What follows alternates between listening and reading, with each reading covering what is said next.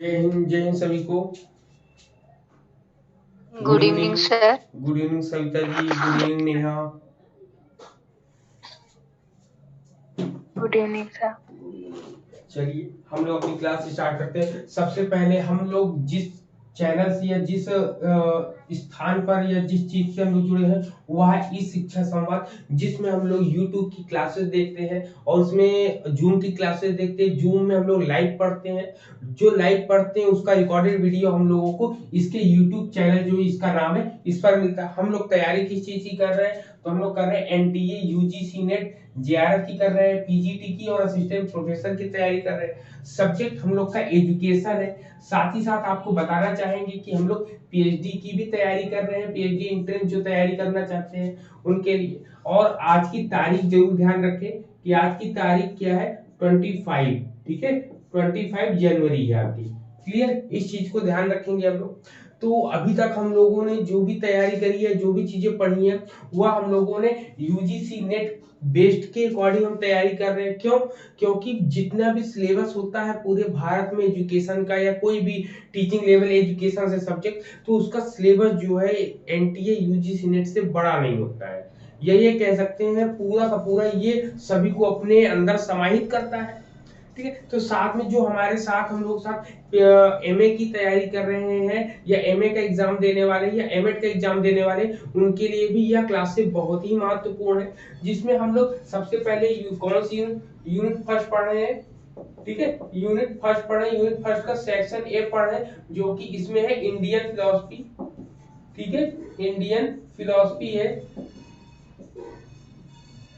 ठीक है, Indian philosophy है। इंडियन फिलोसफी में हम लोगों ने क्या क्या पढ़ रखा है, सबसे पहले इसके बेसिक कंसेप्ट। जब कभी आप हमारे वीडियो की लिंक में नीचे डिस्क्रिप्शन बॉक्स में जाएंगे तो आपको वीडियो की सभी लिंक्स मिलेंगी जो कि प्राइवेट लिंक से हैं और पब्लिक लिंक्स भी आपको मिलेंगे, जिसमें मैंने जो है पूरा सिलेबस को पर्टिकुलर वन बाय वन समझाया है। चाहे वो एजुकेशन सब्जेक्ट का हो, असिस्टेंट प्रोफेसर का हो या एनटीए यूजीसी नेट के अकॉर्डिंग फर्स्ट पेपर का हो, उसमें भी। ठीक है, और जो इंडियन फिलोसफी जो चल रहा है वो फर्स्ट पेपर में भी बहुत इंपॉर्टेंट वे करता है। ठीक है, तो अभी तक हम लोगों ने पढ़ा है सांख्य दर्शन।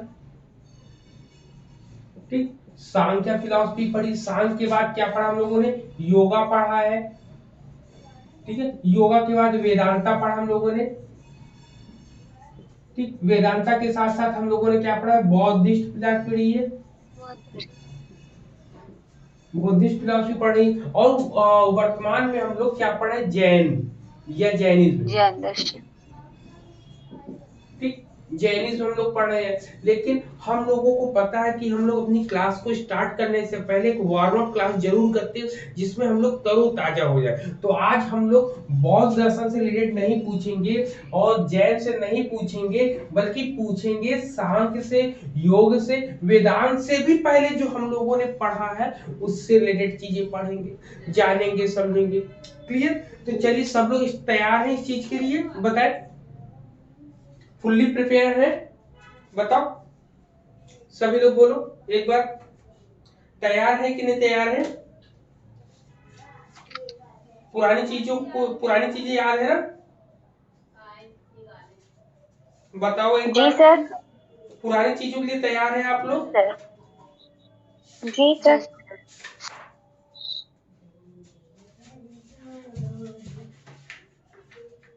ठीक है, पुरानी चीजों के लिए सब लोग तैयार है ना, किसी कोई डाउट तो नहीं है, बताइए। हेलो, जी सर। हाँ सर। तैयार हो ना। तो सबसे पहले मुझे ये बताओ आप लोग, सबसे पहले हम पूछेंगे यहाँ पर क्या हुआ, केवल दो लोग बच्चे, बाकी लोग कहाँ गए। नहीं सर, आज बहुत कम लोग आए हैं। अच्छा, नेटवर्क इशू हो रहा है कि सिर्फ काफी नेहा कम दिख लोग रही है जुड़े और हैं। सालवी दिख।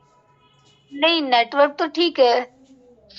क्या बाकी पता लोग, उनके यहाँ इधर होगा। हाँ काफी लोग कम, काफी कम सर लोग जुड़े हैं। Sir network issue. हाँ पता नेटवर्क नहीं इशू क्यों है। वॉइस कट कट के आ रही है। चलो चलो कोई नहीं, नेटवर्क इशू है तो चलो कोई नहीं। कल हम लोग जो जैन फिलोसफी पढ़ी थी, जैन फिलोसफी से रिलेटेड ही हम लोग पूछ लेते हैं कि 5 महाव्रत कौन से थे। सबसे पहले शैलवी हम लोग को बताएंगे कि 5 महाव्रत कौन से थे जैन दर्शन के अकॉर्डिंग। हम लोगों ने जो पढ़ा था कल, क्रम बताएं उसका। सर अहिंसा, सत्य और अस्तेय, अपरिग्रह और ब्रह्मचर्य। ठीक है, बिल्कुल सही है। ये ब्रह्मचर्य जो है शुरुआत में आया था कि किसने इसको दिया था? पार्श्वनाथ ने दिया सर था कि ये ऋषभदेव ने दिया था कि महावीर स्वामी जी ने दिया था? सर पार्श्वनाथ ने दिया था। अच्छा, ब्रह्मचर्य का वर्ड जो है ये पार्श्वनाथ ने दिया है। नहीं हाँ वेट बोल, बीच में कोई नहीं या हाँ नहीं की करा करे हाँ ना, क्योंकि अभी हाँ हमारी और दो सर। लोगों के बीच की बात है। हाँ बोले, अब सैलवी बताए। तो पार्श्वनाथ, ये पार्श्वनाथ किस नंबर के तीर्थंकर थे? सर 23वें नंबर के और पहले तीर्थंकर नंबर पे कौन थे? थे।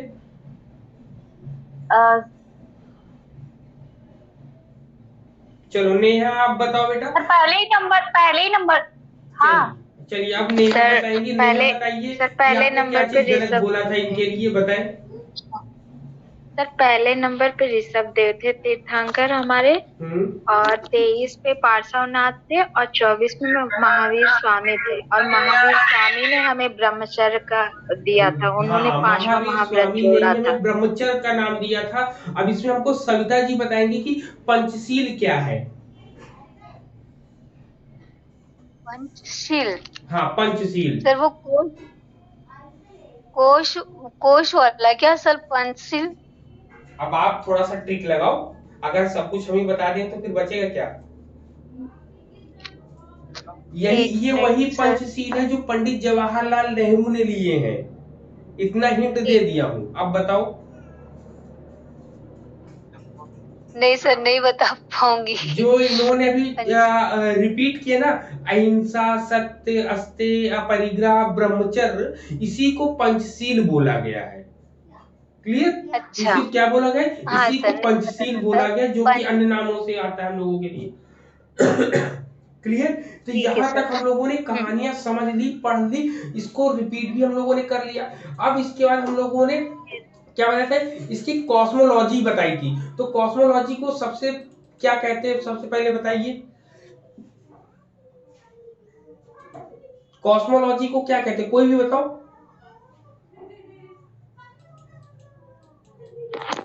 सर सृष्टि विज्ञान। सृष्टि विज्ञान। कॉस्मोलॉजी कॉस्मोगॉनी होता है। तो कॉस्मोलॉजी की जो हम लोग बात करते हैं, तो कॉस्मोलॉजी में हम लोगों को क्या मिलता है? सृष्टि प्रक्रम मिलता है। अब इसके सृष्टि प्रक्रम को समझने के लिए हमने कल एक चार्ट बनाया था, वो चार्ट सभी को याद है? बताओ सबसे पहले। यस सर, आपने मतलब 9 बताए थे उसके। हाँ 9 बताए थे। हाँ 9 सर। में सबसे पहले क्या है आपका बताइए। सबसे पहले हम लोग अगर बात करते हैं, जी तो ये जो डिवाइडेशन जी होता है, इसकी बात हम लोग करते हैं सबसे पहले कि ये जीव और अजीव होता है। सबसे पहले द्रव्य होता है, हाँ ठीक है? क्या करेंगे जी ये द्रव्य हो जाएगा। द्रव। ठीक है, द्रव्य हो जाएगा। द्रव्य जो है टू, द्रव्य के कितने भाग होते हैं ये ध्यान रखना है हम लोगों को। ठीक है, द्रव्य के टोटल सर कितने भाग होते हैं? दो भाग। 2 नहीं होते हैं, टोटल 7 होते हैं। ठीक है। सर हाँ, एक जीव द्रव्य होता को है। 2 भागों में कल बांटे थे सर, अस्थिकाय और अनास्तिकाय। हाँ, अस्थिकाय और अनास्थिकाय जब डिवाइड करेंगे तो वो भी ठीक है। हाँ, तो इसको हम ये कह सकते हैं कि यहाँ पर ये इसको और डीप में अगर आपको पढ़ना हो तो ये बताएंगे द्रव्य। ठीक है, अब द्रव्य जो होता है आस्तिकाय और अनास्तिकाय, तो जो आस्तिकाय होता है उसी को हम लोगों ने द्रव्य बोला है। ठीक है, उसी को हमने क्या बोला है? द्रव्य बोला है। ये कहेंगे अस्थि तो अस्थिकाय, और दूसरा हो जाएगा अनास्तिकाय। ठीक, अनिस्तिकाय होता है, जिसमें अस्थिकाय जो होता है वो कुल मिला के 2 भागों में डिवाइड होता है। कितने भागों में डिवाइड होता है? आपका 2 भागों में डिवाइड जीव और होता है। अजीव। ठीक है, पहले देखो ये चीजें समझो, उसके बाद अब देखिए यहाँ पे अस्थिकाय हो गया और अनिस्थिकाय हो गया। तो इन दोनों में जब कभी अस्थिकाय डिवाइड होता है तो अस्थिकाय दो भागों में डिवाइड हुआ, एक हुआ जीव, दूसरा हो गया अजीव। अजीब। अजीव हो जी गया, सर। क्लियर, एक जीव हो गया दूसरा अजीव हो गया, ठीक है। हम्म। यहाँ पर ये चीजें क्लियर हुई आपकी। तो यहाँ पर जीव जो है, जीव को मैंने कितने पार्ट्स में बताया था, आपको बताओ, जीव दो के कितने दो पार्ट्स पार्ट बताए जो थे? बताए थे, एक दो पार्ट्स में, मुक्त जीव एक और एक बद्ध जीव। ठीक है, तो ये जीव के दो पार्ट्स हमने बताए थे, एक जीव, एक मुक्त जीव होगा और एक बद्ध जीव होगा। हाँ सर। एक मुक्त हो जाएगा और दूसरा बद्ध हो एक बद्ध जाएगा। जीव हो जाएगा। तो सर अनिस्तिकाय हमारा द्रव नहीं होगा क्या? ये द्रव द्रव नहीं होगा, इसको बोलते हैं मैटर, इसको पदार्थ बोलते हैं, यही होगा पदार्थ या द्रव, यही होता है जिसको हम लोग मैटर बोलते हैं। तो सर कल आपने इसका दो पार्टीशन किया था, दो कि द्रव के दो पार्टीशन होते हैं, अस्तिकाय और अनस्तिकाय। पदार्थ के हमने दो बताए थे ना। अभी इसके आगे चीजें और चीजें क्लियर करेंगे, कैसे क्या चीजें इसमें जुड़ेगी। पहली चीज तो ये क्लियर हुआ कि अस्तिकाय है, अस्तिकाय में दो डिवाइडेशन अभी हमने किए, ठीक है। दो डिवाइडेशन कौन कौन से हैं? एक जीव है, जीव जो है दो भागों में डिवाइड हुआ, और दूसरा क्या होता है, एक मुक्त जीव होता है, दूसरा बद्ध जीव होता है, ठीक है। दूसरा क्या है आपका, बद्ध जीव है। ये क्लियर, ये दो पॉइंट इतने कि मुक्त जीव किसे कहते हैं, बद्ध जीव किसे कहते हैं। मुक्त जीव का मतलब क्या हुआ, जिसमें जो है सर्वव्यापी हो जाए, जो सर्वज्ञाता हो जाए, जो सर्वशक्तिमान हो जाए, उसको मुक्त जीव बोलते हैं। बद्ध जीव क्या होता है, बद्ध जीव में मैंने कर बताया, जब आत्मा जब वो है कर्म बंधन से बंध जाती है तो उसको हम बद्ध जीव कहते हैं। क्लियर ये दो पॉइंट, बताओ। जी सर। क्लियर, ठीक ठीक। है। अब इसके बाद अजीव की बात करेंगे, तो अजीव के कितने पार्ट्स थे, चार थे, ठीक है। अजीव के कितने पार्ट्स थे, चार पार्ट्स थे। सबसे पहले क्या बांटा गया था। पुद्गल, पुद्गल, पुद्गल हो गया, आकाश, पुद्गल के बाद धर्म, अधर्म, आकाश, आकाश, फिर धर्म, धर्म, धर्म और चौथा था अधर्म। अधर्म, ठीक। ये चार पॉइंट्स थे हम लोगों ने पढ़े थे कल की डेट में, ठीक है। ये हो गया आपके चार पॉइंट्स, यहाँ हमने डिवाइडेशन इसको कर दे रहे हैं, ठीक है। अब यहाँ पर जब इतनी डिवाइडेशन कर दिया तो अब इसके अंदर की चीजों को भी हमने कल बताया था कि पुद्गल है, पुद्गल के कितने हम लोगों ने रूप पढ़े थे इसके, पुद्गल के प्रकार, तो हम लोग पढ़ेंगे दो, एक होता है अणु और दूसरा होता है संघात, संघात, ठीक है। जिसको अणु को एटम बोला इन्होंने, हाँ, और इसको बोला मिक्सचर, मिक्सर या कंपाउंड, मिक्सचर या कंपाउंड, जिसको हम संघात बोलते हैं। जी सर।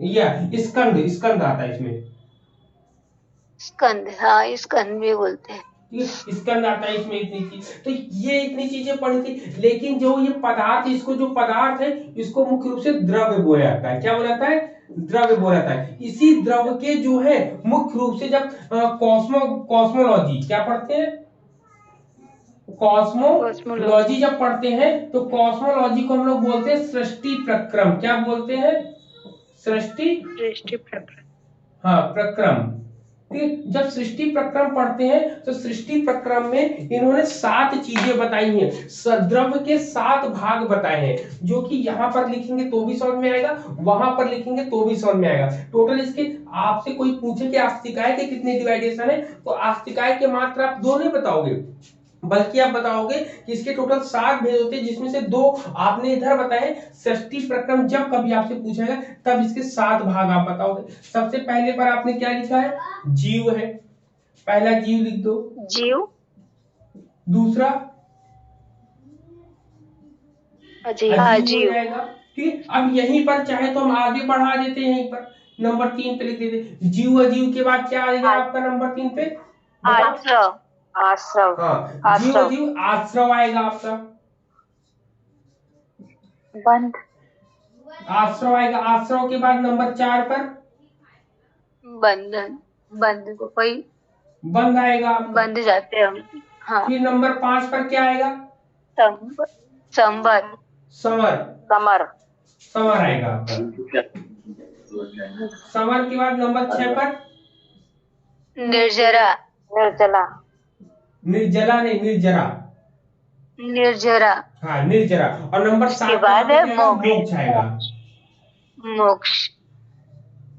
ठीक, तो यहाँ पर जो एग्जाम में क्वेश्चन आता है, तो ऐसे ही आपको यहाँ पर हम लिख दें कि जीव अजीव के बाद हम लिख दे आश्रव।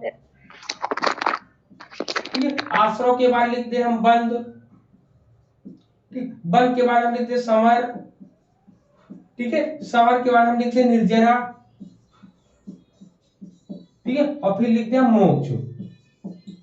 ठीक, तो ये ऐसे डिवाइडेशन कर लो, चाहे ऐसे डिवाइडेशन कर लो, ये है पूरी की पूरी कॉस्मोलॉजी। ठीक है, कॉस्मोलॉजी की बात इन्होंने करी। कॉस्मोलॉजी की बात करेंगे तो हम लोगों के सांख्य दर्शन जब हम लोग पढ़ते तो सांख्य दर्शन में कॉस्मोलॉजी में कितने एलिमेंट्स माने गए हैं, वहां पर कितने तत्वों की संख्या मानी गई है, बताइए सर। आज तो मूल तक सर, मैं पॉइंट को सुना करिए कि कॉस्मोलॉजी मतलब सृष्टि के प्रक्रम, सृष्टि के निर्माण में कितने तत्वों को इन्होंने मिलाया है उन लोगों ने। 25 गलत है। तत्वों। 23 मूल तत्वों को तत्व मिलाया है मूल ना। तत्व 23 तत्व। हाँ, सृष्टि के निर्माण में 23 तत्वों को मिलाया है। जब 18 तत्वों की बात टोटल हम 25 करेंगे तो वहां पे लिंग शरीर की बात जब हम करें तो 18 तत्वों की बात करते हैं। जब सृष्टि 18 प्रक्रम की बात करते हैं तो 23 तत्वों की बात करते हैं। क्लियर। जबकि यहीं पे जब कॉस्मोलॉजी उसमें जाते हैं हम लोग, वेदांत में जाते हैं, तो वेदांत में क्या कहता है, सबसे पहले क्या आता है, ब्रह्म। ब्रह्म के बाद दूसरे स्टेप पे कौन आता है, ईश्वर। ईश्वर के बाद कौन आता है, माया आती है। माया के बाद क्या आता है आपका, जगत, जगत या संसार आता है। फिर इसके बाद यस, जीव आता है। ठीक, तो ऐसे स्टेप जीव, समझाए गए। yes, तो वही स्टेप यहाँ पर भी है कि ये सबसे पहले जीव बताया गया, फिर अजीव बताया गया है, फिर आश्रव बताया गया है, फिर बंध बताया गया है, फिर समर बताया गया, फिर निर्जरा, फिर मोक्ष।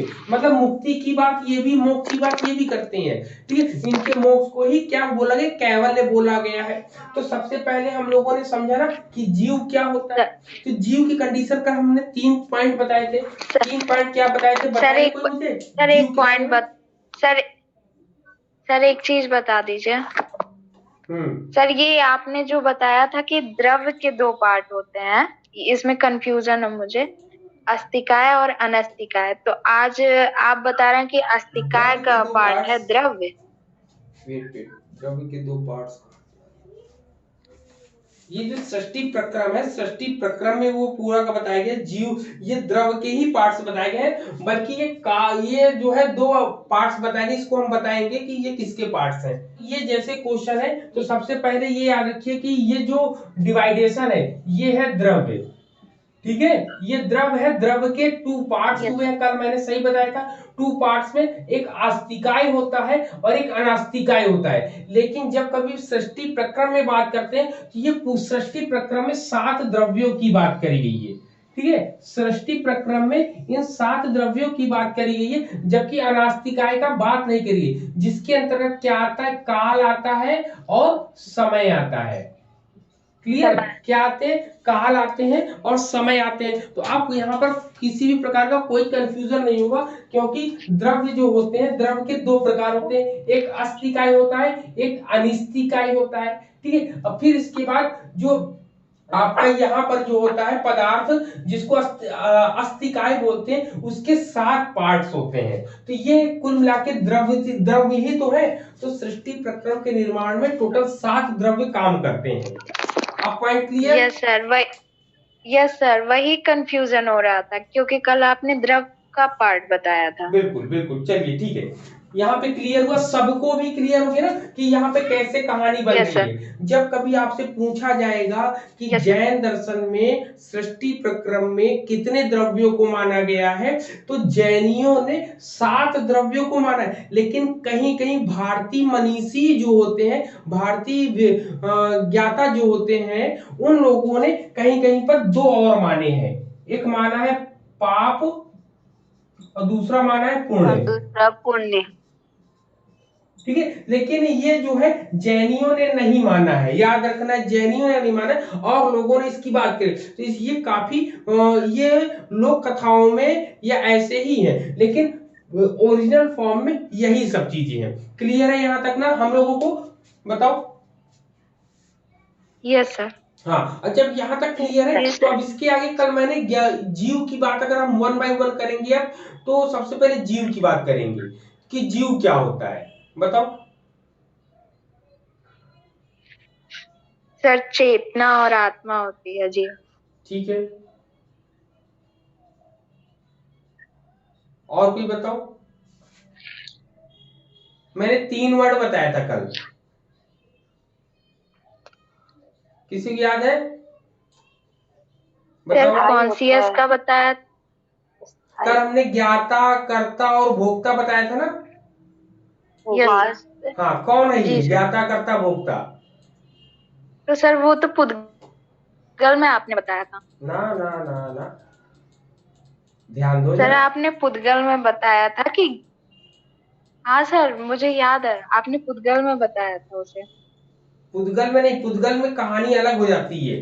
पुद्गल तो इस जीव को भ्रमित करता है।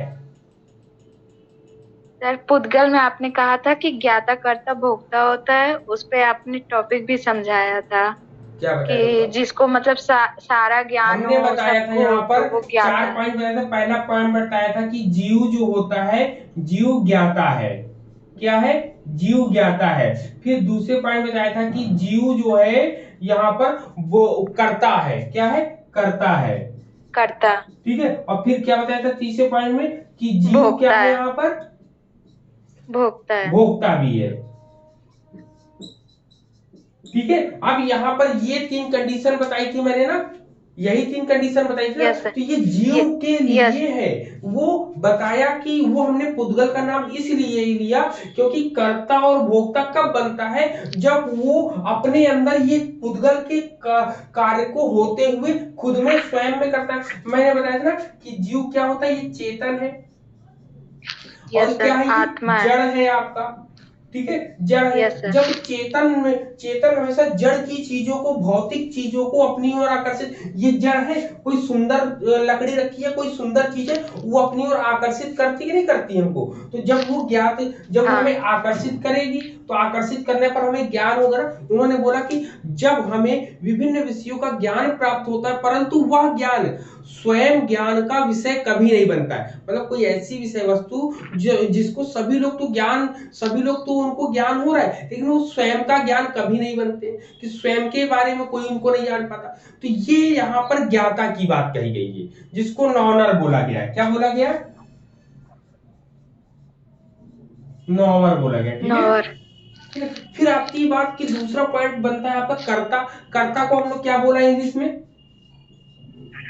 डोयर है आपका। डोअर। जिसका जिसका मतलब होता है, इसमें कर्ता का मतलब समझो कि जीव कर्ता क्यों है।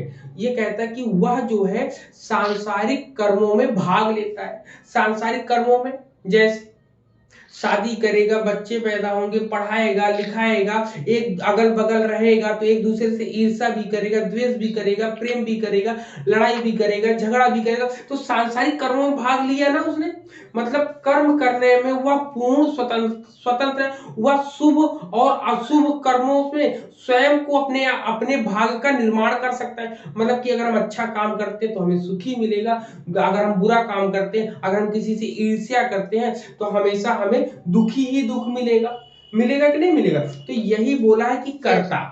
ठीक है, तो यहां पर बोला है कि जो जैन लोगों थे, जो जैनी थे, उन्होंने बोला कि जीव संबंधी यह विचार सांख्य के आत्मा संबंधी विचार से बिल्कुल विरोधात्मक रखता है, विरोध करता है। ठीक है, कि कर्ता बोला है यहाँ पर, जबकि वहां पर बोला है कि दोनों अलग अलग है। तो सांख्य ने आत्मा को अकर्ता बोला है। सांख्य ने आत्मा को क्या बोला है? अकर्ता, कि वो कोई काम नहीं करे। जबकि जैनी कहते हैं ये कर्ता भी है, ये भोक्ता भी है और ये ज्ञाता भी है, तीनों चीजें है। इसने किसी भी चीज को नकारा नहीं है। क्लियर? अब देखिए भोक्ता का मतलब क्या होता है बताओ? भोक्ता का मतलब भोगने वाला। क्या भोगेगा वो? सर जो सर जैसा कर्म करेगा, बुरा या अच्छा।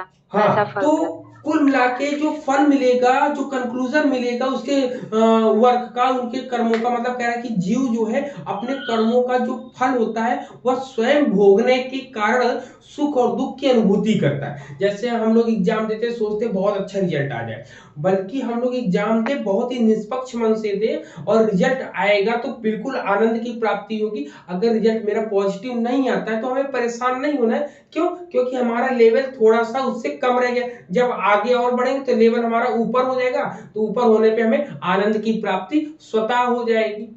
ठीक है, तो किसी भी चीज में पैनिक नहीं होना, परेशान नहीं होना है।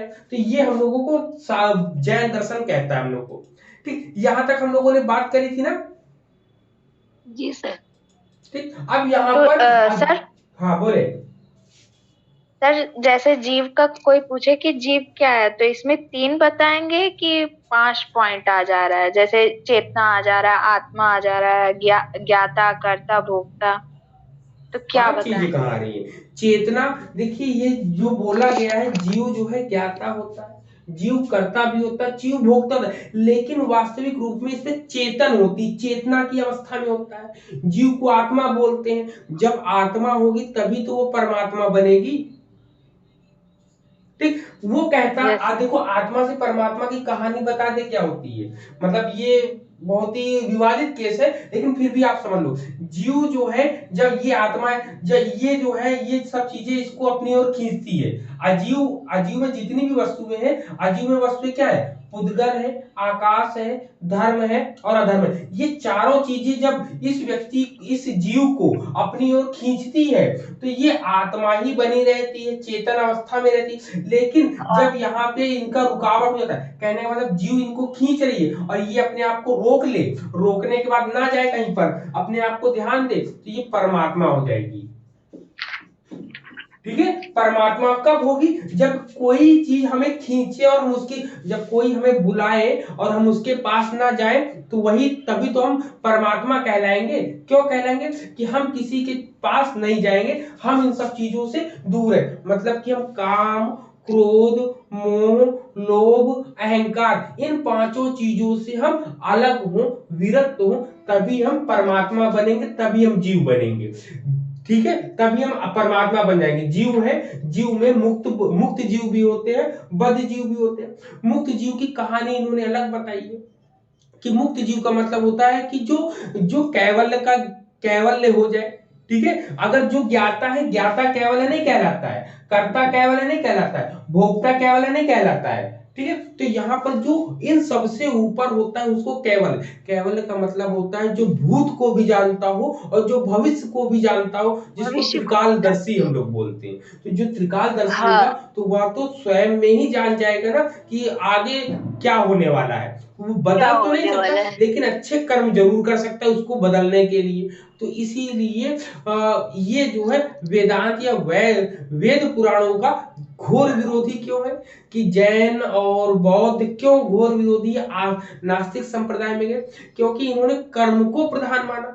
कर्म को प्रधान क्यों माना? क्योंकि जब इनकी वार्ता किसी पंडित से या किसी ब्राह्मण या किसी का वेद पुराण वाले व्यक्ति से होती है, तो उन्होंने कहा कि, उन्होंने एक एग्जाम्पल दिया, इन्होंने कहा कि मैं जो है अपने घर में नीम का पेड़ लगाऊं और मैं डेली सुबह शाम भगवान से प्रेयर करूं कि हे भगवान इसको आम का पेड़ बना दो, आम का पेड़ बना दो।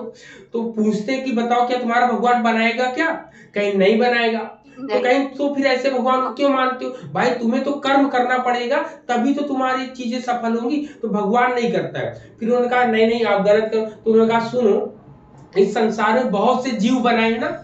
अब इस संसार में जब जीव बनाए हैं तो मुक्त जीव, बद्ध जीव, 2 तरीकों को उन्होंने बनाया। उन्होंने मतभेद कर दिया, किसी को काला बनाया, किसी को गोरा बनाया, किसी को जो है अंधा बनाया, किसी को लूला बनाया।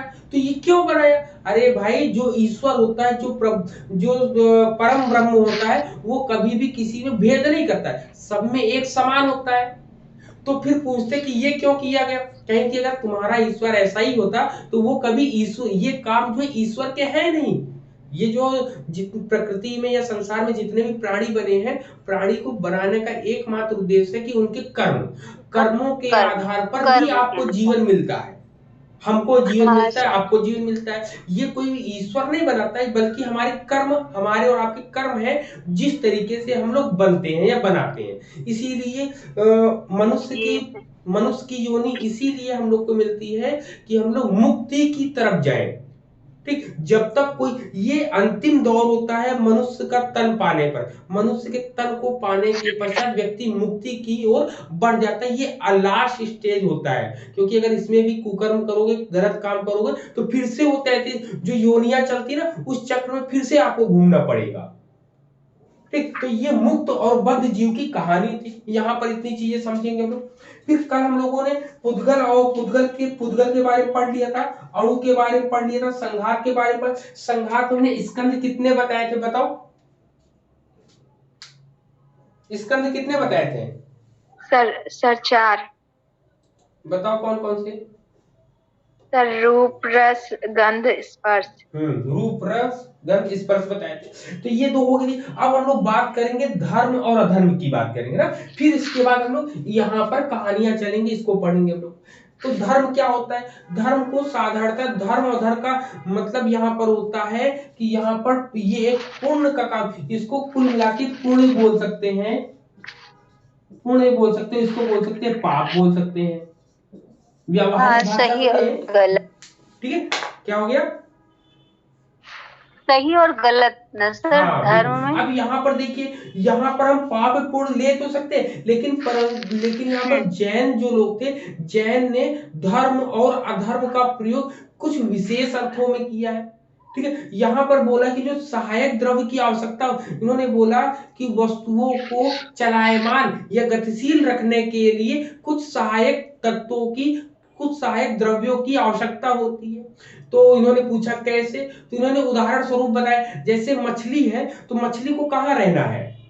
जल में रहना है, तो जल में तैरती। परंतु मछली का जल में तैरना सिर्फ मछली के कारण ही नहीं होता है। मतलब कि ये जो जल है, जो पानी है, पानी केवल क्या मछली के लिए है क्या?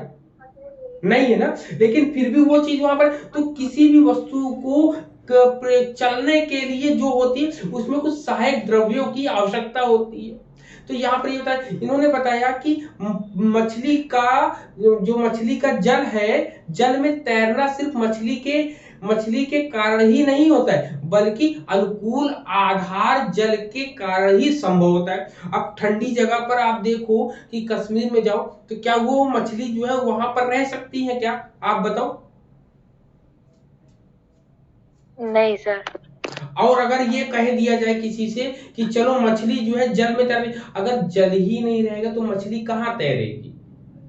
तब मछली कहीं पर नहीं तैरेगी। तो यहाँ पर बोला गया कि यहाँ पर एक वर्ड बोला गया सहायक द्रव्य। तो यहाँ पर मछली के लिए सहायक द्रव्य का काम कौन कर रहा है? जल काम कर रहा है, पानी काम कर रहा है। तो यहाँ पर कह रहा है कि गति के लिए जिस वस्तु की आवश्यकता होती है उसे धर्म कहा गया है। माइंड में बैठा ना, गति करने के लिए जिस वस्तु की आवश्यकता होती है उसे धर्म कहा गया है। ये लाइन नोट रखिएगा, ठीक है? फिर से बोले, गति के लिए जिस सहायक वस्तु की आवश्यकता होती है उसे धर्म कहा जाता है। ठीक, अब पूछा जाए धर्म, तो मैंने कह दिया। अब आपके सामने दो चीजें हैं, एक है जल और दूसरी है मछली। ठीक, अब इसमें कहानी ये पूछी जाएगी कि यहाँ पर जो मैंने उदाहरण दिया है ऊपर, उसमें धर्म क्या होगा और सहायक चीजें क्या होंगी, बताओ। तो सहायक चीजें पानी होगी इसकी। तो धर्म हमारा मछली होगा और सहायक पानी। अब यहाँ पर ये देखिए, क्या इसमें उदाहरण में जल जो है धर्म है। क्या है जल? क्योंकि धर्म का मतलब होता है अच्छा कार्य, जो काम को चलाती है। अब काम कौन चला रहा है? मछली है। अगर मछली एक जगह रुक गई, मछली गतिमान कब होगी? जब उसको धर्म मिल जाएगा। क्या मिल जाएगा? धर्म। और धर्म की संज्ञा किसको दी गई है? जल को दी गई है। ठीक है, धर्म की संज्ञा। अब देखिए इसमें कह रहा है कि गति के, इसकी परिभाषा हम लोग सुनेंगे, गति के लिए जिस सहायक वस्तु की आवश्यकता होती है। तो मछली को गति करना, गति का मतलब उसको अपना जीवन चलाना है। जीवन चलाने के लिए क्या चाहिए? जल चाहिए। तो जल की आवश्यकता है। हाँ, तो आवश्यकता किसकी है? मछली को जल की आवश्यकता है। जल की, और ये धर्म होगा, वही धर्म होता है। तो जल की आवश्यकता, इसलिए जल जो है आपका क्या हो जाएगा? धर्म हो जाएगा। सर हमारा मछली क्या होगी तब? मछली जो है, मछली कुछ नहीं, इसमें कह रहा है कि मछली जो है गति करेगी, मतलब चलेगी, वो चलायमान ना, कि कोई भी वस्तु गति कैसे करेगी, मछली जिंदा कैसे रहेगी, जीवित कैसे रहेगी। तो मछली को जीवित रहने के लिए किसी सहायक चीज की आवश्यकता होगी ना। तो अब बताओ उस मछली को किसी सहायक वस्तु कौन कहलाएगी आपकी? जल। सहायक वस्तु जल ही कहलाएगी। हाँ, तो मछली की गति में जो सहायता करती है वही, उसी को धर्म कहा गया। तो धर्म यहाँ पर क्या हो जाएगा? जल हो जाएगा आपका। यस। क्लियर? अब जब इतना धर्म की बात समझ में आ गई, तो अब बात करते हैं अधर्म की, कि अधर्म क्या होगा। तो अधर्म में इन्होंने कहा कि जो धर्म का बिल्कुल उल्टा होता है। इन्होंने कहा कि जैसे किसी वस्तु को स्थिर रखने में जो चीज सहायक होती है उसे हम अधर्म कहते हैं। वहां पे क्या था? जब कोई वस्तु गतिमान करती चलती है तो चलने वाले को धर्म कहा गया। जबकि यहां बोलेगी जब कोई वस्तु ऊपर जा रही उसको रोक रहा है, मतलब किसी वस्तु को आगे बढ़ने से जो रोकता है उसे अधर्म कहा गया। मतलब स्थिर रखने में जो सहायक होती है। क्लियर? For example. हाँ, एग्जाम्पल फॉर एग्जाम्पल जैसे, हाँ बताओ। हाँ, जैसे इंसान जा रहा है और उसको बहुत तेज धूप लग रही है, तो पीपल मतलब कोई भी वृक्ष के नीचे अगर वो आराम कर लेता है, वहाँ टिक जाता है, तो ये सही है कि गलत बताइएगा? बिल्कुल सही फॉर है। एग्जाम्पल कोई व्यक्ति, यहाँ पर ये हुआ कि कोई व्यक्ति चल रहा है, जैसे हमको याद रखना है कहानी, ये अधर्म के लिए कहानी देखो कौन सी, कछुए और खरगोश की कहानी सुनी है ना हम लोगों ने। हाँ सर, हाँ सर, वही माइंड में बैठा लेना है। अब यहाँ पर ये डिसाइड करना है कौन। उसमें कह रहा है कि जब खरगोश जो है रनिंग करते हुए कछुए से आगे निकलता है, सोचता है कि मैं तो थोड़ी देर में जाऊंगा, पेड़ के नीचे थोड़ा आराम कर। उसने रुकावट का काम कौन कह रहा है? वो जो सोने का काम कर रहा है, हाँ, वो सो रहा है झाड़। कुल मिला के पेड़ की जो छाया है वो जो है रुकावट का काम करी ना, इसी को ही अधर्म कहा गया है। अब एग्जाम में आप कहो ये खरगोश, हम लोग तो खरगोश और कछुए की कहानी तो पढ़ते ही नहीं है, तो ये एग्जाम में कैसे आ गया? कहीं नहीं पढ़ेंगे ना ये चीजें। तो ऐसे एग्जामिनर क्या है, ये क्वेश्चन आपसे क्वेरी करेगा और आपको वहां पर कहोगे ये तो आउट ऑफ सिलेबस है। तो आउट ऑफ सिलेबस वो नहीं है, बल्कि हम लोग का थिंकिंग पॉइंट में हम लोग लिमिटेड में हो जाते हैं। जबकि हम लोग अनलिमिटेड में जाएंगे तब ये चीजें कहानी बनेंगी आपकी।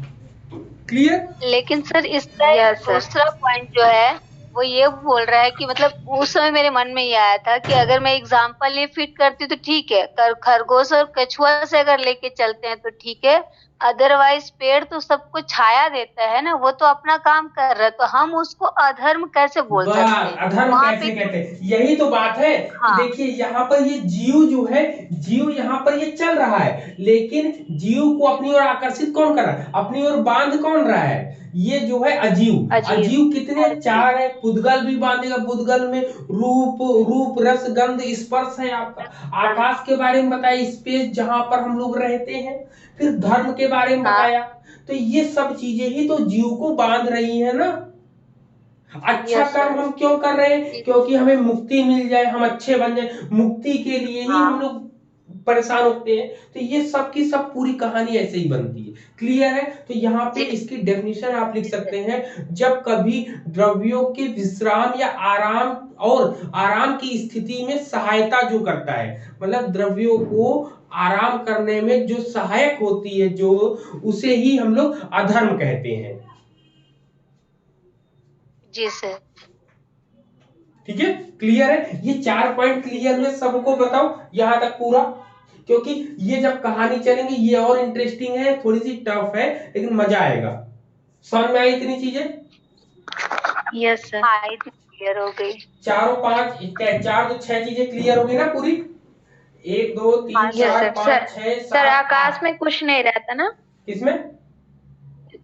सर आकाश में केवल वो शून्य है ना, स्पेस। स्पेस, जहां पर हम लोग रहते, निवास करते हैं हम लोग। हाँ, हम लोग रहते हैं, वही तो। नहीं तो मुझे कंफ्यूजन था इसलिए चलिए पूछा। ठीक है, चलो हाँ, आकाश के वही तो बारे में भी डबल थोड़ी सी डिस्कशन कर है। लेते हैं कि आकाश इन्होंने हाँ सर। जैनों के अनुसार कहा जाए तो आकाश उसे कहा जाता है जिसमें धर्म, अधर्म, जीव और पुद्गल, ये सब चीजों का जो द्रव्यों का जो स्थान देता है, जो रहने की जगह देता है। तो वही तो बात है, आकाश का मतलब उसमें जीव भी रहेगा, द्रव्य भी रहेगा, सॉरी जीव भी रहेगा, पुद्गल भी रहेगा, धर्म भी रहेगा और अधर्म भी रहेगा। तो वही है। अब इन्होंने बताया क्या? एक्चुअली हाँ, आकाश जो है आदर्श रहता है, क्या है, दिखाई नहीं देता है, क्योंकि आकाश की कोई कहे कि हम कितनी दूरी कहां तक ये फैला है, तो इसके फैलाव का तो ज्ञान अनुमान नहीं, तो आकाश का जो हाँ। ज्ञान होगा हमें, याद रखिए आकाश का ज्ञान हमें केवल अनुमान से होता है। हम्म, ठीक, आकाश का हमें ज्ञान किससे होता है? केवल अनुमान से ज्ञान होता है। ठीक है, यस सर। क्लियर जी है यहाँ सर। पर? Yes sir. ठीक है, अगर आकाश भी अगर बात करो तो आकाश के लिए इतना सफिशिएंट है, लेकिन यहाँ पर कुछ एक पॉइंट ये है, यहाँ पर ये काल और समय, काल और समय के बारे में भी जान लो कि कोई पॉइंट छूटे ना तभी उधर चलेंगे हम लोग। काल और समय में क्या डिफरेंस होता है, कोई जानता हो तो बताओ, किसी को पता हो बोलिए। नहीं मालूम, नहीं मालूम सर। ठीक है, काल को अनिश्चितकाय कहा गया है क्योंकि यह स्थान नहीं घेरता है। क्या करता है ये? क्योंकि ये स्थान नहीं घेरता है। काल और समय बहुत ही सिंपलेस्ट अंतर है कि काल जो है आपका अनिश्चित होता है और समय जो है निश्चित होता है, बस इतना अंतर, इसके अलावा कोई अंतर नहीं है। क्लियर? कि ओके ओके सर। काल जो है अनिश्चित होता है जबकि समय जो है निश्चित होता है, बस ये होता है जैनियों के अनुसार। क्लियर इतनी ओके चीजें? एक चीज और लिखिएगा, यस सर। यहां जी पर सर। पॉइंट नोट करिएगा, यहां नीचे दिख रहा है। Yes sir. ठीक है, नीचे दिख रहा है, नीचे भी लिखो। चलिए ये जीव से जी रिलेटेड सर, एक, दिख रहा है। हाँ, अनंत चतुष्टय भी आप लोगों ने पढ़ा होगा। Four fold perception, perfection. ठीक है, इसको बोलेंगे अनंत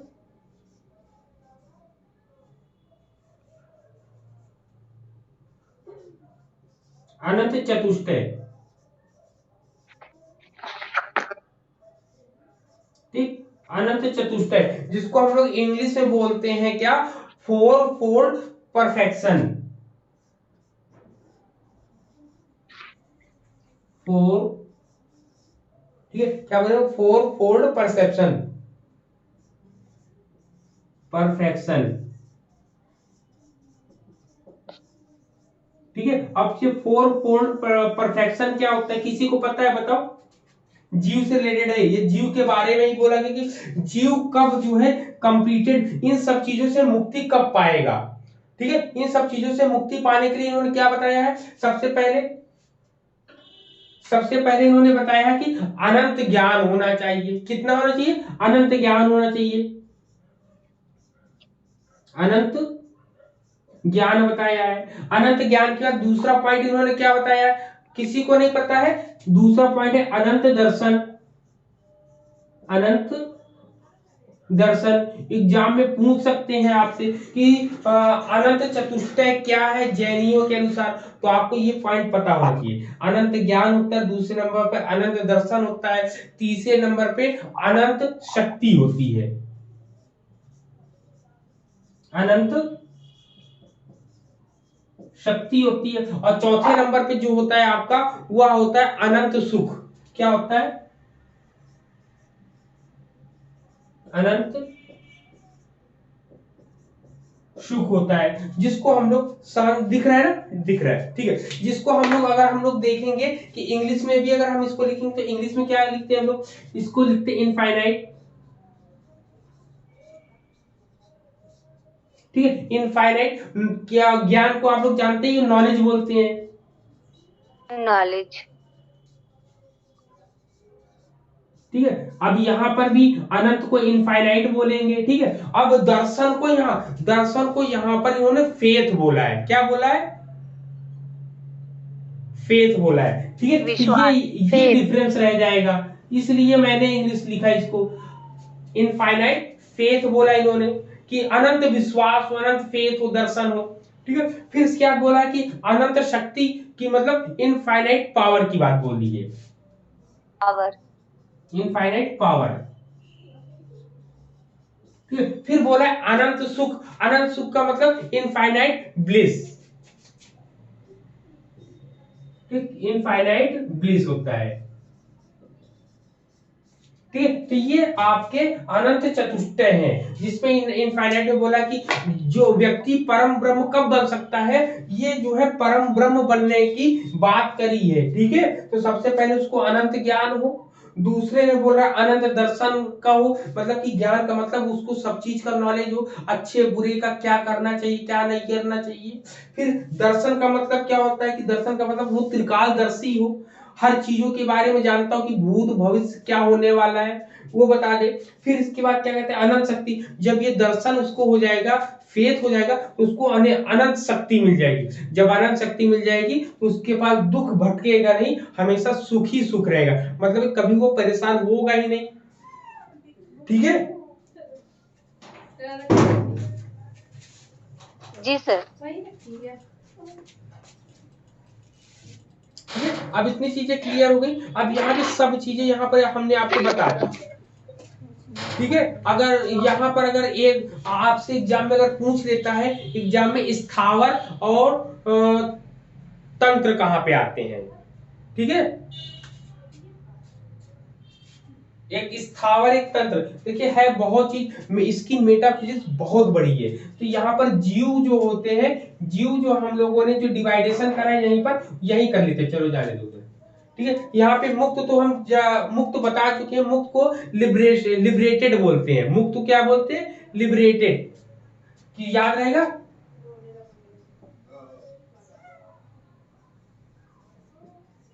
ठीक, लिबरेटेड बोलते हैं हम लोग, ठीक है। जब कभी बद्ध की बात करते हैं तो बद्ध के हम डिवाइडेशन यहाँ कर देते हैं बद्ध के, ठीक है। दिख रहा है ना सभी को? बताओ। बद्ध है, वहां पर जगह नहीं है इसलिए मैं यहाँ पर इसको डिवाइडेशन कर दे रहा हूं यहाँ पर। बद्ध में देखो, बद्ध को बाउंड बोलते हैं। क्या बोलते हैं? बाउंड बोलते हैं, BOUND बाउंड बोलते हैं। अब देखिए इसके जो है इन्होंने बताया, सबसे पहले ये दो भागों में डिवाइड होता है, ठीक है। पहला भाग है इसका स्थावर। क्या होता है? वो स्थविर अलग है, याद रखिएगा, बौद्ध में स्थविर है, ठीक है। यहां जबकि स्थावर है, जिसको स्टैटिक बोलते हैं, ठीक है। स्टैटिक बोलते हैं हम लोग। जब दूसरा जो होता है वो होता है त्रस,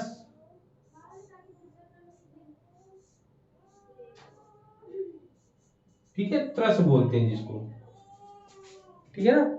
हेलो, ये ता है ना, ता में त्रस बोलते हैं इसको, त्रस, ठीक है। इंग्लिश में अगर हम लोग याद रखें तो इंग्लिश में ज्यादा अच्छा रहेगा। इंग्लिश में इसको बोलते हैं मोबाइल,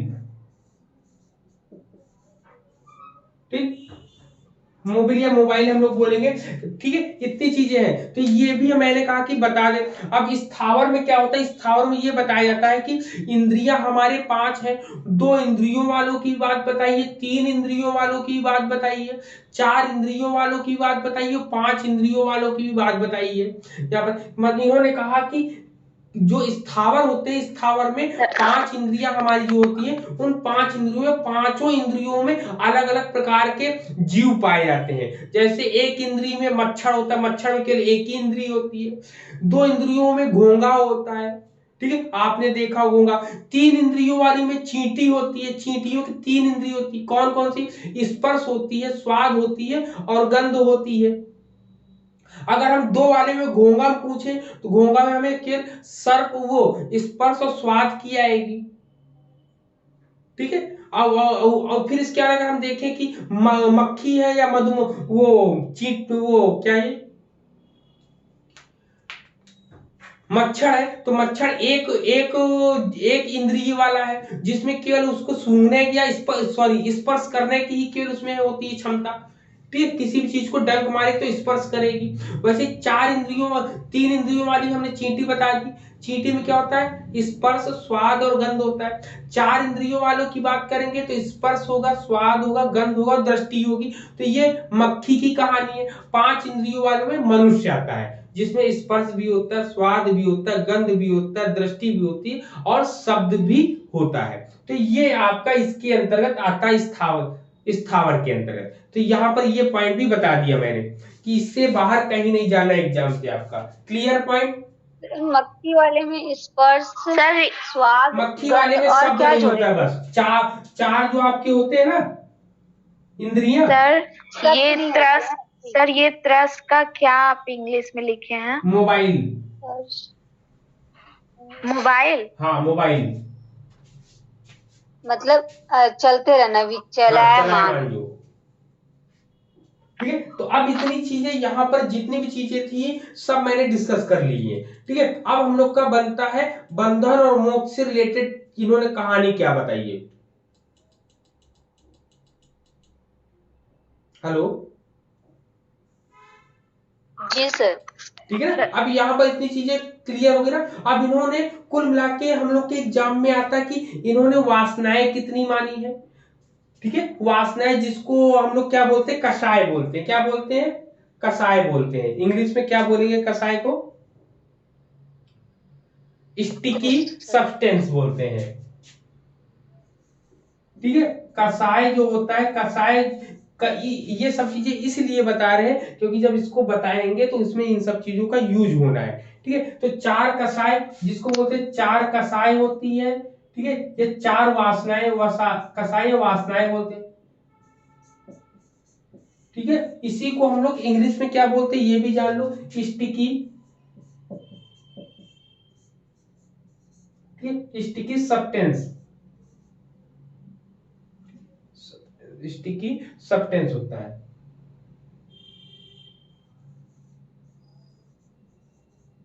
सब्सटेंस होता है। ठीक है, अब ये चार होती कौन कौन सी हैं जान लो। सबसे पहले दिख रहा है ना इधर?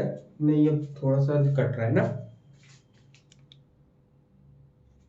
ठीक है, अब दिख रहा है। अब चार कषाय में देखो कौन सा होता है। सबसे पहले नंबर एक पर है। नंबर एक पर जो आपका होता है, क्योंकि इसके क्रम भी कभी कभी पूछ लिए जाते हैं ना, तो सबसे पहले क्या होता है आपका? बताओ। क्रोध। सबसे पहले क्रोध होता है। ठीक, क्रोध होता है। क्रोध को हम लोग, क्रोध क्या क्या होता है? लोभ। क्रोध के बाद होता है अहंकार, जिसको प्राइड बोलते हैं हम लोग, या मान बोलते हैं हम लोग। कहीं कहीं मान दिखता है, कहीं कहीं पर अहंकार दिखता है। ठीक है, इसको एंगर बोलते हैं, इसको बोलते हैं हम लोग प्राइड बोलते हैं। ठीक है, प्राइड बोलते हैं। तीसरे पॉइंट में क्या आता है आपका? तीसरे में बताओ क्या आएगा आपका? लोभ, लालच। लोभ जो होता है ना, लालच बोलते हैं। इसको ग्रीड बोलते हैं, GREED, ग्रीड बोलते हैं हम लोग। फिर चौथा जो होता है उसको बोलते हैं माया। मोह। माया या मोह बोलते हैं। ठीक है, मोह बोलते हैं। इसको इंग्लिश में क्या बोलेंगे? इन्फेचुएशन।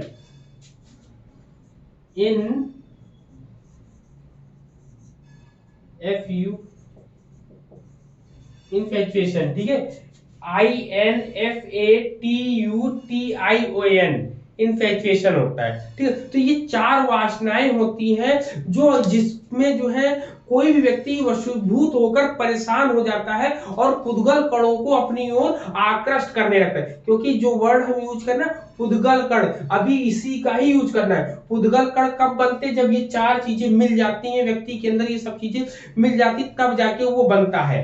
क्लियर है यहाँ पर? ये पॉइंट बताइए। पुद्गल कण समझ गए ना कि पुद्गल कण क्या होता है? Yes sir. ठीक है सर, ये जो आप लिखे क्रोध, दूसरा वाला क्या है? दूसरा दिख नहीं रहा सर। मान है या अहंकार है? हाँ सर, ठीक। थैंक यू क्लियर है यहाँ पर? अब चले हम लोग आगे। सर। अब यहाँ पर जी सर। इतनी हो गया, इतनी चीजें क्लियर हो गई। अब चलो अब हम लोग देखते हैं। अब यहाँ पर एक कंसेप्ट और क्लियर कर लेंगे हम लोग ना, एक कंसेप्ट और, थोड़े छोटे छोटे कंसेप्ट क्लियर करते आएंगे तो क्लियर होता जाएगा सब कुछ, क्योंकि एग्जाम में जो आएगा, जो भी चीजें यहाँ से समझनी है वो चीजें हम समझ लें तो बढ़िया होगा। सबसे पहले मन में आता है कि बंधन क्या होता है, क्या पूछेंगे? बंधन क्या होता है? तो बंधन से पहले अब चलो अब 1 by 1 हम लोग डिस्कस करते हैं, तब समझ में आएगा। अब सबसे पहले आपको जीव पता है कि क्या होता है जीव? जीव कितने प्रकार के होते हैं बताइए? यस सर, 3 प्रकार। सैलवी बताओ जीव, अरे मुक्त और बद्ध। जीव, सैलवी बताओ जीव कितने प्रकार के होते हैं? Yes sir, 2। सैलवी बताए। जी सर, 2 प्रकार के। कौन कौन से? सर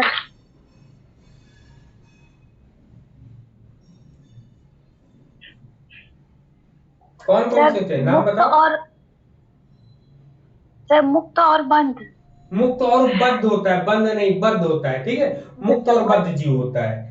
क्लियर है? चलो ठीक है। तो जीव की बात हम लोगों ने जान लिया है, ठीक है, कि जीव क्या है? चेतन है, आत्मा है।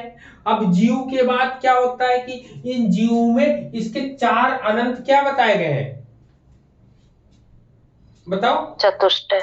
4 अनंत चतुष्टय बताए गए। 4 अनंत चतुष्टय में क्या है? इन्होंने क्या बताया? 4 अनंत चतुष्टय में कि ज्ञान होता है, ज्ञान के बाद क्या होता है? दर्शन होता है, दर्शन। दर्शन के बाद क्या होता है? आपकी शक्ति होती है, शक्ति के बाद क्या होता है आपका? सुख। ठीक है। अब जब इतनी चीजें होती हैं तो यहाँ पर अब देखो, यहाँ पर व्यक्ति जो है इन सब चीजों से दूर है, ठीक है। अब यहाँ पर ज्ञान भी है, उसके पास दर्शन भी है, शक्ति भी है और सुख भी है। लेकिन ये जीव जो है, जब पुद्गल कण इसको मिल जाते हैं, क्या मिल जाता है इसको पुद्गल कण मिल जाता है, तब ये परेशान हो जाता है। मतलब कि इसमें कहता है, जैसे हाँ, इसमें अब देखिए कहानी यहीं से बननी है, समझना भी यहीं से। अब यहाँ पर जब ये 3 चीजें 4 चीजें इसके पास अनंत चतुष्टय है, तो वो तो ज्ञानी सब कुछ है, लेकिन जिसमें चेतना नहीं होती, मतलब अजीव क्या है? अजीव वो है जिसमें चेतना नहीं होती, मतलब जान नहीं होती, जिसमें जीव नहीं, जन, जिसमें कोई वो नहीं होता है, क्या नहीं होती आपकी? जान नहीं होती है, जिसमें कह सकते हैं कि जान तो नहीं होती, लेकिन इसके अंदर 4 चीजें होती हैं। क्या होती हैं? अभी बताया था 4 चीजें क्या होती हैं यहाँ पे? स्कंद। स्कंद में क्या क्या आपका आएगा? रूप, रस, गंध, रूप, रस, स्पर्श, गंध, हाँ, रस, गंध, स्पर्श। स्पर्श, ठीक है। ये 4 चीजें होती हैं। अब याद रखिएगा, अब यहाँ पर यही समझना है कि जब कभी जीव जो है और अजीव, इन दोनों में जीव जो है ये ज्ञानी अकेले है, लेकिन जब ये अजीव की तरफ देखता है तो अजीव में रूप दिखता है। अरे वाह, सपने में हम देख रहे हैं अच्छी लड़की दिख रही है, डांस करते हुए दिख रही है, तो वो सब चीजें, फिर रस हो जाएगा, गंध हो जाएगा, इस पर जब इन सब चीजों में ये सब चीजें आएगी, ये सब चीजों का क्षरण, मतलब ये सब चीजें कम होने लगेंगी, ठीक है। जब ये सब चीजें कम होने लगेंगी तो वैसे ही यहाँ पर ये फंसना शुरू हुआ। अब यहाँ पर आता है कि आश्रम, ठीक है। यहाँ ये और ये कंडीशन समझ गए हम लोग? बताओ आप लोग। नहीं, मुझे तो समझ में आ गया, एक बार फिर से एक्सप्लेन कर दीजिए आश्रव के लिए, कि उसको वो आश्रव देने लगा, यही समझे नहीं आप? बताया ही नहीं है अभी तो, मैंने केवल 2 पॉइंट पूछा कि जीव और अजीव समझ में आ गया ना, तीसरा पॉइंट तो हम चलेंगे, ठीक। अब बात आती है कि आश्रय क्या होता है। आश्रय में होता है कि जब कभी हम किसी को आश्रय देते हैं, आश्रय का मतलब होता है कि यहाँ पर देखिए, यहाँ पर जब वो इतने मिले, ये सब क्या है? ये सब क्या है? जीव है ना ना ना, ये सब क्या है? पुद्गल कण है ना, ये सब क्या है? कल का ही पार्ट है, ये है मैटर, पुद्गल कण, ठीक है। मैटर वाली चीजें पुद्गल कण है ना यहाँ पर, क्लियर है? पुद्गल कण वो चीजें होती हैं जो हम लोगों को अपनी तरफ खींचती हैं, भोग विलास में लिप्त कर लेती हैं, बांध लेती हैं, ठीक है। तो यहाँ पर अब आश्रव का मतलब समझो। आश्रव कहता है कि पुद्गल कण को पुद्गल कर्म भी कहते हैं। मतलब कि ये जो पुद्गल कण है इसको कर्म भी कहा गया है, और कर्म का मतलब होता है जो काम करे, जो वर्क करे। जब आत्मा कहते कि जब यह आत्मा की ओर प्रवाहित होता है, मतलब कि आत्मा की ओर किसकी? जीव की ओर। जब ये जीव की ओर प्रवाहित होता है तो यह जीव का स्वरूप नष्ट कर देती है। अब जीव का स्वरूप क्या नष्ट कर रही है? जीव का स्वरूप तो ये है। क्लियर भाई? जब ये पुद्गल कण इसके साथ संपर्क में आया, जब ये दोनों आपस में मिले, तो ये आश्रव ने क्या किया? आश्रव ने काम अपना करना शुरू किया। इसने क्या किया कि आत्मा की ओर प्रवाहित। सबसे पहले जीव ने अजीव की ओर देखा, देखने के बाद आश्रव ने कहा अच्छा तुम देख रहे हो, चलो मैं तुम्हारे पास आता हूं। अब जैसे ही ये आश्रव जो है इनके साथ मिलकर और गया इनके पास, इनकी इन चीजों को खत्म कर दिया। क्या कर दिया? इन चीजों को खत्म कर दिया। जब इन चीजों को खत्म कर दिया और आश्रव जाके जीव से जब मिल गया, तब बन जाता है बंध। बंध में क्या होता है? बंध। हाँ, बंध का मतलब होता है कि बंध जाना। जब पुद्गल जो है, अब देखिए प्रवेश एंटर कौन कर रहा है? जीव के अंदर। जीव के अंदर एंटर कर रहा है पुद्गल मैटर, ठीक है। पुद्गल एंटर कर रहा है। जब कोई प्रवेश कर रहा है कि कहता है इसमें कि जब पुद्गल कण जीव में प्रवेश कर जाता है तो वह बंधन में हो जाता है। क्या हो जाता है? बंधन में हो जाता है, शरीर का निर्माण हो जाता है, वो जीव संसार। बंध या बंधन में बराबर हम कह सकते हैं कि जब जीव में क्या मिलता है? प्लस पुद्गल मिलता है, शरीर का निर्माण हो जाता है, वही आश्रव दे देता है और शरीर का हो गया है आपका क्या कि जब जीव में पुद्गल मिल जाता है तब ये बंधन में बंध जाता है। बंधन में बंधने का मतलब कि जीव जो है इन सब चीजों की ओर आकर्षित हो रहा है। रूप की ओर आकर्षित होता है, रस की ओर आकर्षित होता है, गंध की ओर आकर्षित होता है, स्पर्श की ओर आकर्षित होता है। इन सब चीज की ओर जब आकर्षित हो गया तो अब वो जो है इसका एंजॉय कुछ दिन तो लिया, कुछ दिन उसको अच्छा लगा, बहुत अच्छा लगा, लेकिन अब वो परेशान होने लगा कि उसके अंदर जो गलत आदतें चली गई, बुरी चीजें चली गई, अब उसके अंदर से उलझन हो रही कि मुझे निकलना है, इस चीजों से निकलना है। मतलब कि यहाँ पर अब बात आई समर।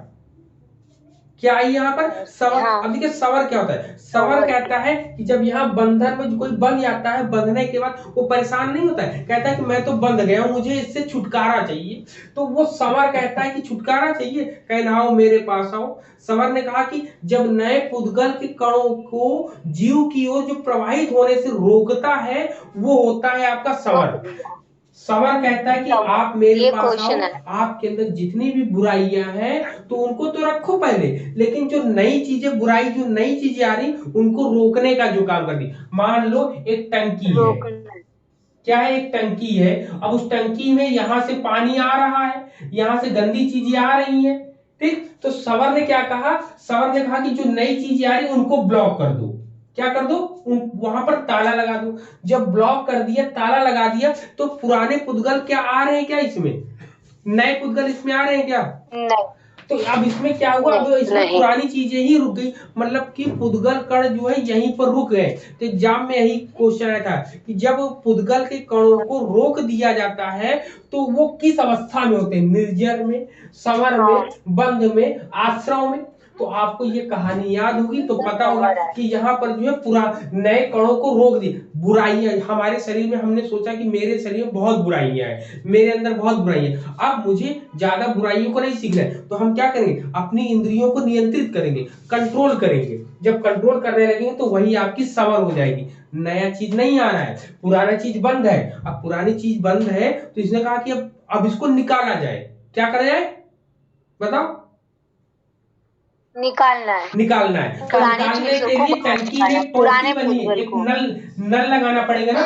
आते यहाँ से आता है, यहाँ से रोक दिया, अब यहाँ से पानी निकलना शुरू हुआ, तो ये जो गंदी चीजें थी, ये सब गंदी चीजें यहाँ से निकलना शुरू हुई। जब धीरे धीरे निकलना शुरू हो जाएगा तो इसी को निर्जरा कहा गया है। मतलब की परिभाषा हम क्या बताएंगे? पुराने पुद्गल के कणों का क्षय होना या पुराने पुद्गल के कणों को हटाना या खत्म करने की जो कहानी होती है वो कहलाती क्या? निर्जरा कहलाती है। निर्जरा कहलाती। निर्जरा कहलाती। क्लियर हो गया। जब निर्जरा यहाँ से पुराने कण यहाँ से पूरे निकल जाएंगे तो कुल मिला के पुद्गल कणों को रोक कर तथा पुराने पुद्गल को के कणों को आने वाले से रोककर कुल मिला के मोक्ष की जो कहानी होती है यहाँ पर ये कह सकते हैं। इसमें जो एग्जाम में आई थी लाइन वो मैंने लिख रखी है, उसमें एग्जाम में जो आया था वो हम बता देते हैं। उसमें आया था कि पुद्गल कणों को रोक कर तथा पुराने पुद्गल के कणों को, ठीक है,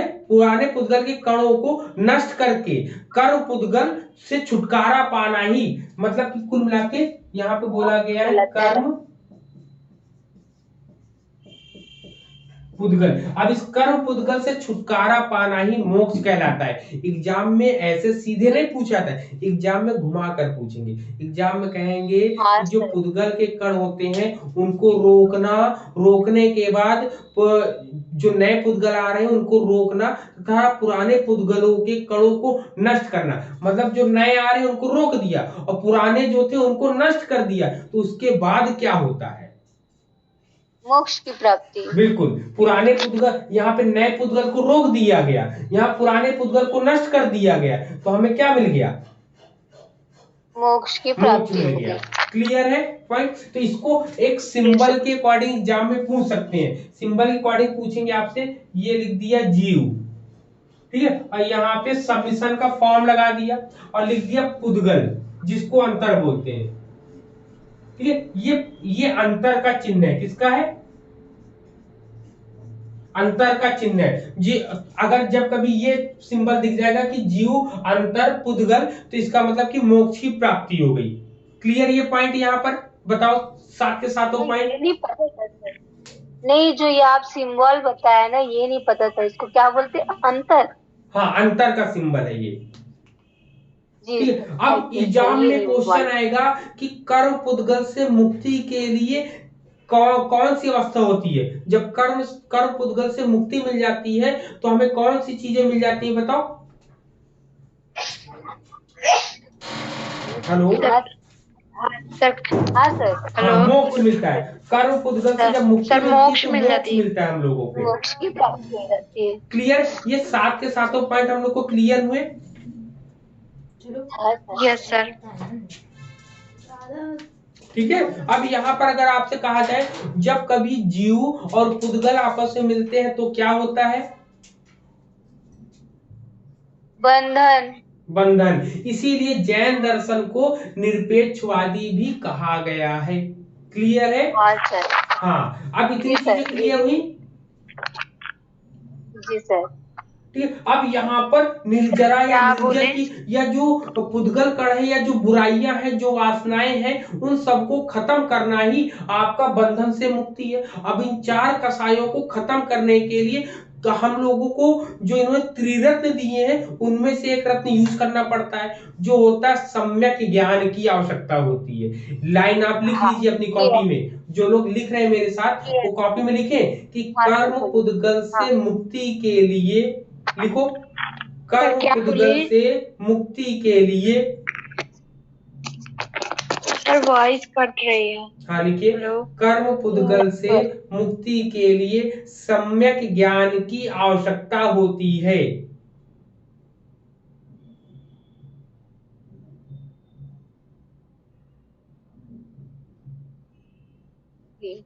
ठीक। अब एक लाइन और लिखो, लिखो, बंधन के कारण